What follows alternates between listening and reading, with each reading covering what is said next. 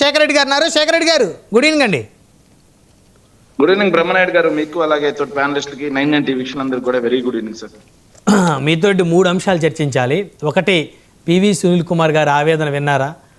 So ఏంటి ఆయనకి ఆ పరిస్థితి ఏంటి అంటే, ఆయనకు ఆ పరిస్థితి రావటం వెనక వైసీపీ ప్రభుత్వం హస్తం అంటే ఆ రోజు మీరు తీసుకున్న నిర్ణయాలు ఏమైనా అవి ఇలాంటి అధికారుల మెడకు చుట్టుకొని ఈరోజు వాళ్ళు రిటైర్మెంట్ అయ్యే పరిస్థితికి వచ్చినప్పటికీ కూడా సో వారి సస్పెన్షన్ కొనసాగుతుందా ఏంటి? శేఖర్ రెడ్డి గారు ఫస్ట్ ఈ అంశం డిస్కస్ చేద్దాం. తర్వాత ముద్రగడ గారు, మరి ఎందుకంటే మీ పార్టీలో ఆయన కీలకమైన వ్యక్తి, మరి ఇప్పుడు ఆయన ప్రభావం ఏ విధంగా ఉండబోతుంది అనేది 2 అంశాలు. సార్, మా పార్టీలో ఒక లోక్సభ ఎంపీగా గెలిచి జగన్మోహన్ రెడ్డి గారు సీట్ ఇస్తే జగన్మోహన్ రెడ్డి గారు పార్టీలో తీసుకొని బీఫారం ఇస్తే జగన్మోహన్ రెడ్డి గారి పేరు, జగన్మోహన్ రెడ్డి గారి బొమ్మ, వైఎస్ఆర్ కాంగ్రెస్ పార్టీ జెండా, YSR Congress party logo, YSR Congress party కార్యకర్తల కష్టం, వీటి వల్ల ఎంపీ అయ్యాడు 2019లో రఘురామకృష్ణంరాజు అనే అతను. రైటా రాంగా ఈ మాట? 100% రైట్. ఎస్.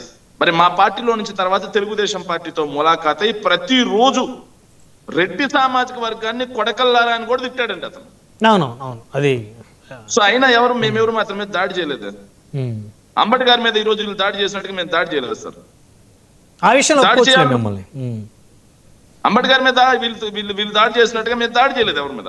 ఏది మా సామాజిక వర్గాన్ని తిట్టినా సరే, మేము అధికారంలో ఉన్నా సరే, అయినా సరే ప్రతిరోజు మా మీద విషయం జిమ్ముతూనే ఉన్నాడు కావాలని కూర్చొని. అయినా మేము ఎక్కడ దాడి చేయలేదు. పివి సునీల్ కుమార్ గారి అంశంలో అరెస్ట్ అయిన రోజు వీళ్ళేదో చెప్తా ఉన్నారు, పివి సునీల్ కుమార్ గారు ఏదో దాడి చేశారని. మరి వీళ్ళ అధికారంలోకి వచ్చి 20 నెలలు అయింది సార్. పివి సునీల్ కుమార్ గారే చెప్పారండి, నేను తప్పు చేస్తుంటే ఒక 5-6 నెలల్లో దర్యాప్తు పూర్తి చేసేవాళ్ళు కదా. మరి ఈ రోజుకి ఎందుకు లాగుతున్నారు?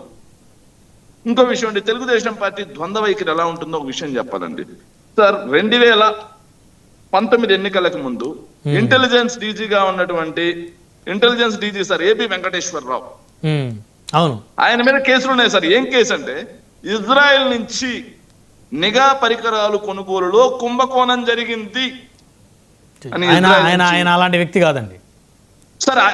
ఆయన మీద కేసు అదే సార్. మీకు తెలియకపోతే నేనేం చేయమంటా? ఆయన మీద కేసు ఉంది, ఎఫ్ఐఆర్ ఉంది. మీకు తెలియకపోతే ఆయన ఎఫ్ఐఆర్ అట్లాగా సార్. మీరేమన్నా జడ్జిగా ఉన్నారా? అట్లా కాదు, అంటే మనుషుల్ని చూస్తే వాళ్ళ యొక్క వ్యక్తిత్వం. మీరు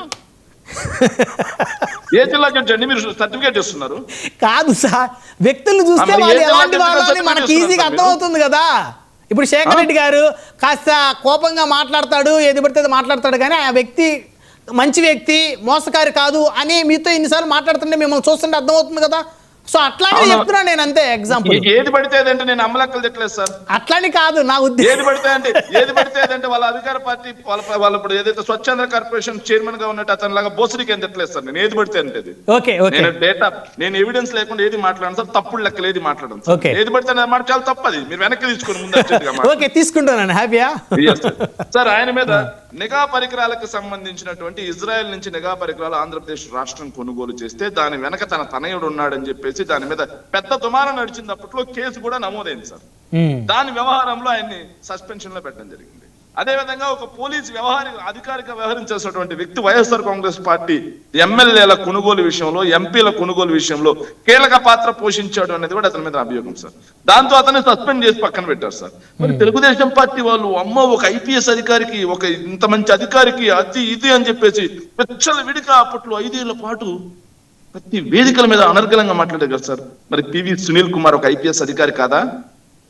పివి సునీల్ కుమార్ గారి మీద ఏదైనా సరే అవినీతి ఆరోపణలు ఉన్నాయా? పివి సునీల్ కుమార్ గారి మీద ఎక్కడైనా కుంభకోణానికి సంబంధించిన ఆరోపణలు ఉన్నాయా? మరి అలాంటి పివి సునీల్ కుమార్ గారి మీద ఇలాంటి రఘురామకృష్ణంరాజు ఏదో ఒక మాట చెప్పాడంట. రఘురామకృష్ణంరాజు ఈగో సాటిస్ఫై చేయడం కోసం రేపు జూన్ 2న సస్పెండ్ అయితే రిటైర్మెంట్ అయ్యే ఒక అధికారికి రిటైర్మెంట్ అయ్యే ఒక అధికారికి పోలీసు యూనిఫామ్ కూడా లేకుండా చేసిన వాళ్ళు వీళ్ళు నిజంగా ద్రోహులు కదా సార్. ఎలాంటి వ్యక్తి గురించి అంటే సార్ ఇది సార్. అజయ్ కుమార్ సత్య కూడా ఈ విషయం తెలుసుకోవాలి. సో ఏదైతే రఘురామకృష్ణంరాజు అనే ఒక వ్యక్తి నిన్నగాక మొన్న వీళ్ళ పార్టీలోకి వచ్చాడు సార్. అవును, ఇది మా పార్టీకి అగైనెస్ట్ అయ్యి వీళ్ళ పార్టీలోకి వచ్చి ఎమ్మెల్యే సీట్ తీసుకుని ఇప్పుడు డిప్యూటీ స్పీకర్ గా ఉన్నాడు సార్. కానీ అదే ఉండి నియోజకవర్గంలో సార్ పొత్తూరి వెంకటేశ్వరరాజు అలియాస్ బుడ్డి రాజు అని ఒక అతను ఉంటాడు సార్. ఉమ్, తెలుగుదేశం పార్టీ రాష్ట్ర కార్యనిర్వాహక కార్యదర్శి సార్ అతను. అవును. ఎప్పటి నుంచో పార్టీ పుట్టినప్పుడు నుంచి జెండా మోస్తున్నాడు సార్. అతని ఇల్లు ఆఫీసు రెండు ధ్వంసం చేయిస్తే వీళ్ళకి దిక్కులేదు. ఆ విషయంలో ముఖ్యమంత్రి గారు సీరియస్ అయ్యారు. ఎక్కడ తిరుగుతారు ఇల్లు ఆఫీస్ ఏదైతే ఆయన ముఖ్యమంత్రి గారికి హోంమంత్రి గారికి ఆ విషయం చేరింది, వాళ్ళు సీరియస్ అయ్యారు తెలుస్తుంది సార్. ముఖ్యమంత్రి గారు చాలా విషయాల్లో సీరియస్ అవుతారు సార్. ఏ విషయంలో సీరియస్ అవుతారంటే సార్, ఎవరైనా బెల్ట్ షాపులు వెళితే బెల్ట్ తీస్తా అంటారు సార్. కానీ తిరణాలలో యథేచ్ఛగా బాటిల్ కట్టి అమ్ముతా ఉంటారు సార్. ఎవరైనా ఆడపిల్లల జోలికి వెళ్తే అంటాడు సార్. కానీ జనసేన పార్టీకి చెందినటువంటి ఏదైతే ఆ పక్క కూర్చోవాడు పల్లం శ్రీను నల్లం శ్రీను ఆయన సమాధానం చెప్పాలి. హరినాథ్ తంబల్లపల్లి నియోజకవర్గ సాయినాథ్ తమ్ముడు హరినాథ్ మైనర్ బాలికని తుపాకులతో బెదిరించి కిడ్నాప్ చేసి తీసుకుపోయాడు. ఒక నియోజకవర్గ ఇన్ఛార్జ్ తమ్ముడు మరి ఆడపిల్లల